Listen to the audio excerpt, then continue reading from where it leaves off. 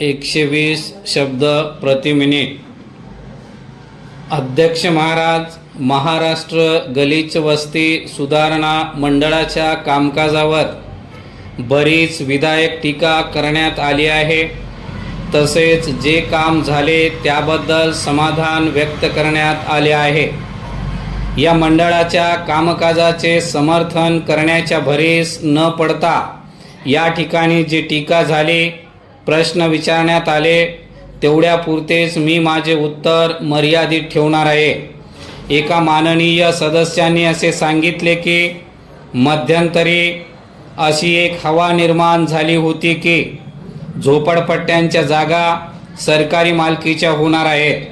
हे कोणी सांगितले, कसे सांगितले हे सांगणे कठीण आहे। त्याची चिकित्सा करण्यात आता काही अर्थ नाही। आपण शिरगंती केली ती कशासाठी केली, संबंधित कायद्याखाली आपल्याला किती जमीन मिळू शकेल हे समजण्यासाठी आपण शिरगंती केली। मध्यवर्ती सरकारच्या जागेवर ज्या झोपड्या आहेत त्या मध्यवर्ती सरकारने उठवावयास पाहिजे होत्या। ते काम आपल्याला करावयाचे असेल तर त्यासाठी मध्यवर्ती सरकारची परवानगी घेतली पाहिजे। झोपड्या उठवताना महाराष्ट्र सरकारने एक गोष्ट केली आहे की ज्यांच्या झोपड्या पाडल्या त्यांना दुसरीकडे जागा दिली आहे। त्यामुळे झोपडपट्टीवासियांमध्ये सुरक्षिततेची भावना निर्माण झाली आहे। मला हे सांगावयाचे आहे की मुंबई शहरात आणखी 1 लाख झोपड्यांची वस्ती गलिच्छ वस्ती म्हणून जाहीर करण्याचा सरकारचा विचार आहे। ते केल्यानंतर या झोपडपट्टीतील लोकांना संरक्षण दिले जाणार आहे।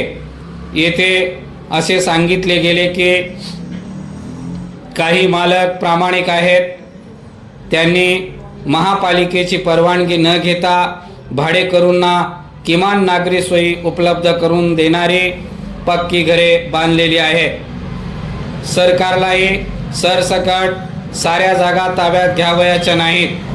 बऱ्यापैकी बांधकाम असलेल्या व त्यात राहणाऱ्या भाडेकरूंना पाणी आदी सोयी प्राप्त असलेल्या जागा वगळण्याचा जरूर विचार केला जाईल। जागा ताब्यात घेताना कोणावरही अन्याय केला जाणार नाही। सर्व गोष्टी न्यायाने करावयाच्या असल्याने जागा ताब्यात घेताना नुकसान भरपाई देण्याचाही विचार करावा लागेल। या जागांचे भाडे सरकारला वसूल करावयाचे असेल तर त्या जागांचा मालकी हक्क सरकारच्या नावे बदलल्याशिवाय सरकारला ते करता येणार नाही। त्या दृष्टीने आवश्यक ती उपाययोजना केली जात आहे। जागा ताब्यात घेण्यासंबंधीचे जे नियम धोरण आहे ते सर्वांना माहीत होईल अशी व्यवस्था करण्यात आली आहे। मराठीतून पत्रके छापून त्यांचे वाटप करण्याची व्यवस्था करण्यात आली आहे। मला सन्माननीय सदस्यांना एक विनंती करावयाची आहे। एकीकडे अनधिकृत बांधकामे होऊ नयेत असे सांगितले जाते, तर दुसरीकडे या प्रश्नाकडे सहानुभूतीने पाहावे असे सांगितले जाते। त्यामुळे शासन कात्रीत सापडते। अनधिकृत बांधकामे होऊ न देण्याची समाजसेवकांची जबाबदारी आहे व त्यांनी त्यासाठी योग्य वातावरण निर्माण केले पाहिजे। इतका खुलासा केल्यानंतर माननीय सदस्यांचे समाधान होईल अशी मला आशा आहे।